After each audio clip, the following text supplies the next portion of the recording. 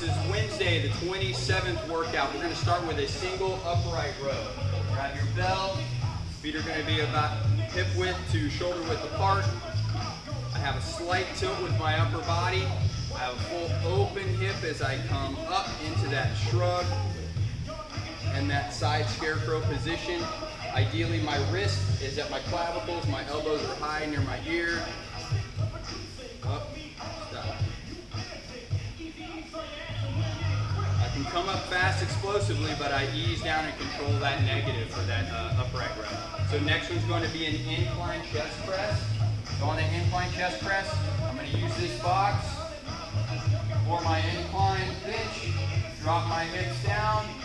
I'm still, instead of in a pronated position, I'm slightly supinated. And I want to make sure that the bells are almost right at my chest or slightly below my chest.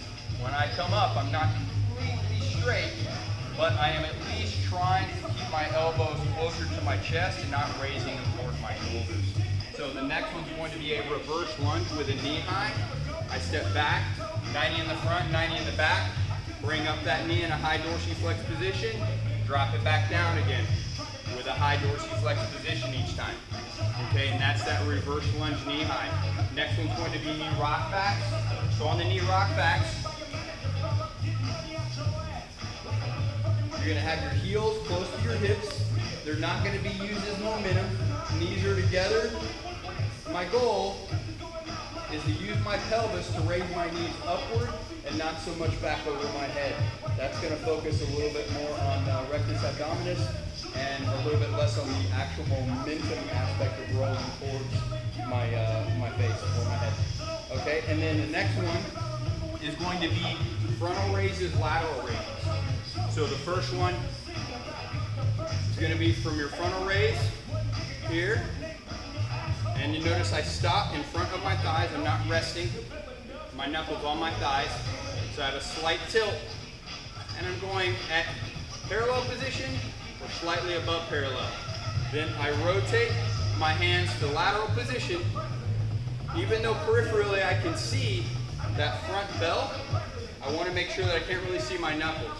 So if you catch yourself to where the hands are more in front of you here and you're doing supposedly a lateral position, the problem is that it's activating that anterior delt more than it's activating your medial delt.